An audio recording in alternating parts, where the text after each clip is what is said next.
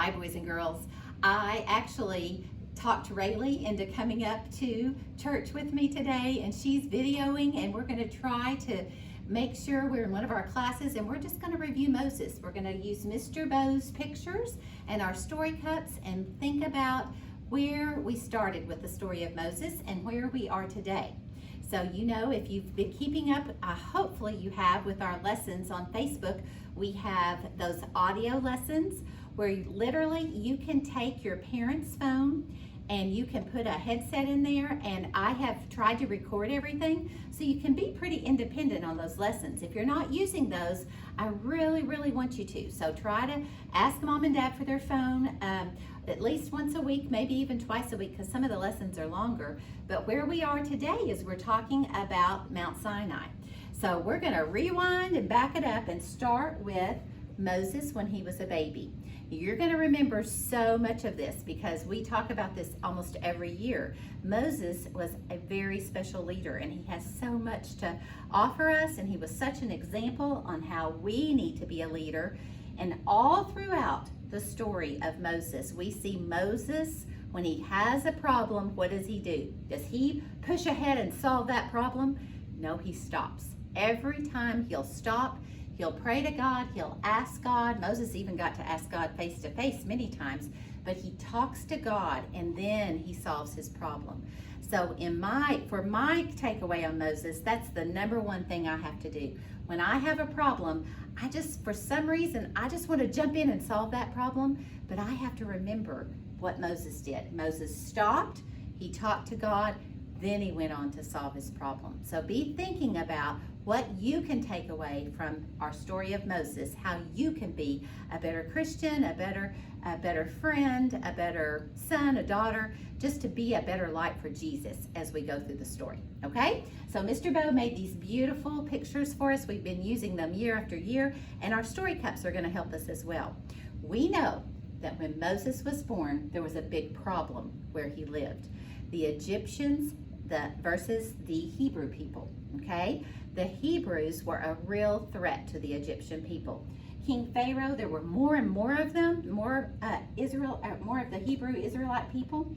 So King Pharaoh was threatened, and he made up a law that was a horrible law. He wanted all of the newborn baby boys, because they were the fighters, they would always go to war. He said, let's just take care of those Hebrew people and let's get rid of the baby boys when they're born. Well, Moses' mother and many of the Hebrew people had other ideas. Moses' mother actually hid him in a basket. Do you remember when she made the basket? We made our cups. She put him in the Nile River in a basket that was waterproof, hid him in the grasses, and his big sister, Miriam, watched over him. When she saw the princess come down and find him in the basket, Miriam had to really be brave. She didn't even think. She went right to the princess and she said, I know of someone who can nurse him for you. I will go and get her. Miriam goes and gets Moses' mother. It's the best story ever, and they get to be with him while he's a baby.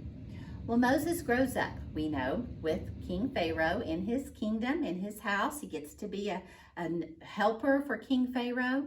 Moses sees the Egyptians treating the Hebrews in a bad way, and Moses did something that made him have to leave. So Moses went out and he went to the land of Midian. There in Midian is where God spoke to Moses for the first time. Moses was a shepherd at this time, if you'll remember. He was out there tending to his sheep, and he sees a bush that's on fire. Rayleigh, can you pan in here? Remember when we made the bushes that were on fire? And God talks to Moses from the bush. What's the first thing he says? Take off your shoes. You are walking on holy ground. So Moses did. He took off his shoes. He went to the bush, and that's where God gave Moses his direction, his leadership. He said, Moses, I've seen it enough. I need you to go to Egypt and get our people out of Egypt. They are working like slaves for King Pharaoh, and he's being so mean to them, and I can't have it anymore. So you know, Moses kind of had a little problem with his speech. And you can remember that he wasn't very confident. And Moses just said to God, I don't think I can do it. I can't speak the way you need me to speak. King Pharaoh won't listen to me. And so God, I can just picture him being a little bit angry because he knows that he's going to help Moses, but Moses didn't know that. So God is patient. God says, Moses, I will give you signs. King Pharaoh will know. I will even let your brother Aaron. Remember, Aaron got to go with Moses and be his helper. And so here are the signs. Remember, we made the cup. He said, take your staff and throw it to the ground and it will become a snake. Then pick up the snake and it will turn back into your staff. He told Moses to take your hand and put it in your coat, and out will come a hand with sores. Put it back in your coat and you will be healed. And you show those signs to King Pharaoh, and King Pharaoh will know that I have sent you. So here's Moses showing him the signs, and King Pharaoh kind of thought, yes, maybe you are somebody special, but he had his magicians do something similar. He wasn't too impressed. The next thing that God said is, I didn't want to do this, but if King Pharaoh keeps saying no to you, then bad things are going to happen to the Egyptian people. I am going to send 10 bad things. Do you remember what they're called? The 10 plagues. That's right. So you can see, and you remember that we made the little cards that had the plagues. So here, the water, you say them with me. Water to blood, number 1. Number 2, frogs. Number 3, oh my goodness, they were everywhere. Gnats, just everywhere. In your eyes, in your mouth. You couldn't even open your mouth. Gnats were everywhere. Number 4, flies. Where's the gnats? Flies were everywhere.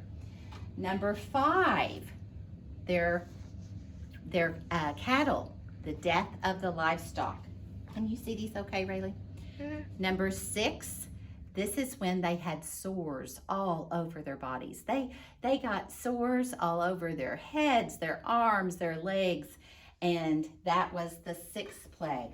Number 7, hailstones coming down from the sky. And we know that hail is like that ice, and that would hurt when it came down. So hail, their crops were ruined. It would even hurt them. Then number 8, that's when the locusts came. They invaded everything. Number 9, this would probably be my worst one, darkness. There's still something that I have about dark, when things are totally dark, that kind of creeps me out a little bit. So darkness, that was a horrible thing. They couldn't see anything, even in the middle of the day. All of these things, when they would come, King Pharaoh would say, no, your people cannot go, until the 10th plague. And on the 10th plague, God hurt Pharaoh's heart. That's when his son was taken. If you can remember, that was the death of the firstborn. And so when the 10th plague came and Pharaoh's son died, then Pharaoh said, go, go. And that's exactly what they did. Now God kept, you can see Mr. Bo's picture here, God kept the Israelites safe from the death angel that came, and it was only the Egyptians that were actually hurt during that plague. God, again, kept his promise, and you can see on this one that they decided, they left, and they followed God. By day, he sent a cloud. Remember when we used these? Sent a cloud by day, and by night, the fire. So they were to follow the cloud or the fire, and that was like following God. Well, God led them up to the Red Sea. And here they have a sea in front of them, and they hear something from behind. And who is it? It's the Egyptians. King Pharaoh changed his mind.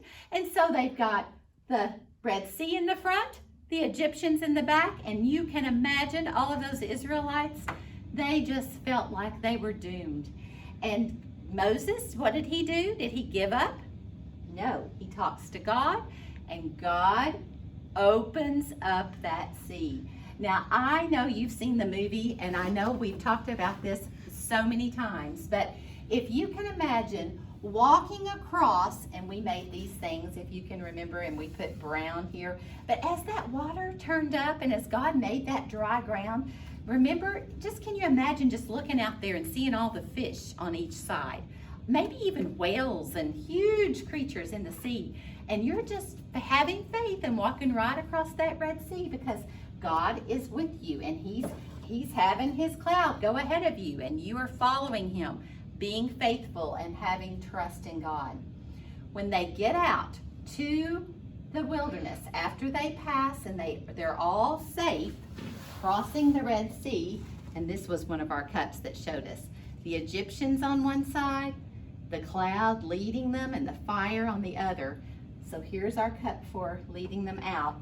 Then they walk around for about 3 days and they're getting parched. They're thirsty. They have nothing to drink. So they come up to where this water is and they are so excited and they get the water. And what happens?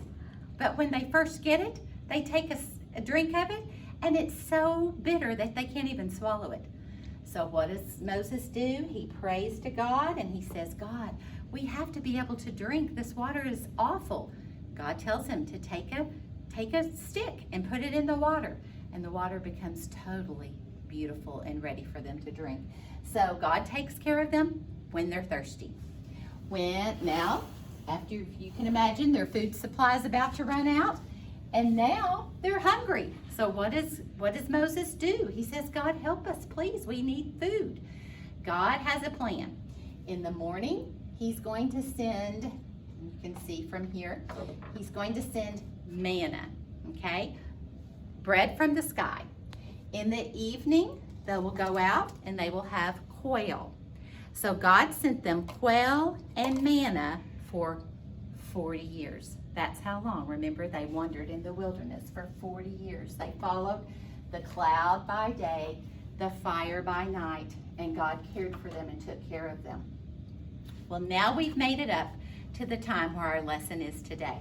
So today we're going to talk about the Mount Sinai and God giving Moses the 10 Commandments. So if you haven't already done it, go to your Facebook page, go to our Rave Facebook page and look at that lesson, and then I will come back to you and we'll have a video on our lesson of Mount Sinai and the 10 Commandments. Thanks for joining us. I sure do miss you. This is the best I could come up with though. So y'all keep studying and know that we'll all be together soon.